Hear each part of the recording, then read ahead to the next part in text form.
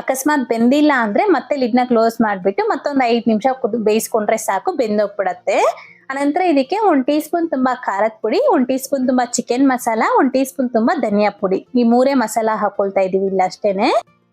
ಮತ್ತೆ ಇದೆಲ್ಲಾನು ಸಹ ಚೆನ್ನಾಗಿ ಮಿಕ್ಸ್ ಮಾಡ್ಕೊಂಡ್ಬಿಟ್ಟು ನಾವು ಮತ್ತೆ ಕಡಿಮೆ ಉರಿನಲ್ಲಿ ಒಂದು 10 ನಿಮಿಷಗಳ ಕಾಲ ಪ್ಲೇಟ್ನ ಮುಚ್ಚಿ ಬಿಟ್ಬಿಡ್ಬೇಕು. ಜಸ್ಟ್ 10 ನಿಮಿಷ ಪ್ಲೇಟ್ನ ಮುಚ್ಚಿಬಿಟ್ಟು ಕಡಿಮೆ ಉರಿನಲ್ಲಿ ಹಾಗೆ ಬಿಟ್ಬಿಡಿ. ಒಂದು 10 ನಿಮಿಷ ಆದ್ಮೇಲೆ ನಮಗೆ ಚಿಕನ್ ಫ್ರೈ ಅನ್ನೋದು ರೆಡಿ ಆಗಿಬಿಟ್ಟಿರತ್ತೆ. ಅಷ್ಟೇ ನೋಡಿ, ತುಂಬಾನೇ ಸುಲಭವಾಗಿ ಮಾಡ್ಕೊಳ್ಬಹುದು, ತುಂಬಾನೇ ರುಚಿಯಾಗಿರುತ್ತೆ. ಈ ರೀತಿ ಒಂದು 10 ನಿಮಿಷ ಆದ್ಮೇಲೆ ಪ್ಲೇಟ್ನ ತೆಗೆದ್ಬಿಟ್ಟು ಒಂದ್ಸತಿ ಚೆಕ್ ಮಾಡ್ಕೊಳ್ಳಿ, ಪೂರ್ತಿಯಾಗಿ ಬೆಂದಿರತ್ತೆ. ಬೆಂದಿಲ್ಲ ಅಂದ್ರೆ ಇನ್ನ ಸ್ವಲ್ಪ ಹೊತ್ತು ಹಾಗೆ ಬಿಟ್ರೆ ಬೆಂದೋಗ್ಬಿಡತ್ತೆ. ಗ್ಯಾಸ್ನ ಮಾತ್ರ ಕಡಿಮೆ ಉರಿನೇ ಇಟ್ಕೊಂಡು ನಾವು ಲಾಸ್ಟ್ 10 ನಿಮಿಷ ಬೇಯಿಸ್ಕೊಳ್ಬೇಕು. ನಂತರ ಇದಕ್ಕೆ ಕೊನೆಯದಾಗಿ ಸಣ್ಣದಾಗಿ ಕಟ್ ಮಾಡ್ಕೊಂಡಿರೋ ಕೊತ್ತಂಬರಿ ಸೊಪ್ಪನ್ನ ಹಾಕೊಂಡು ಮಿಕ್ಸ್ ಮಾಡ್ಕೊಳ್ಳಿ. ಅಷ್ಟೇ, ಬಿಸಿ ಬಿಸಿಯಾಗಿ ನಮಗೆ ಚಿಕನ್ ಫ್ರೈ ಅನ್ನೋದು ರೆಡಿ ಆಗಿಬಿಟ್ಟಿರತ್ತೆ.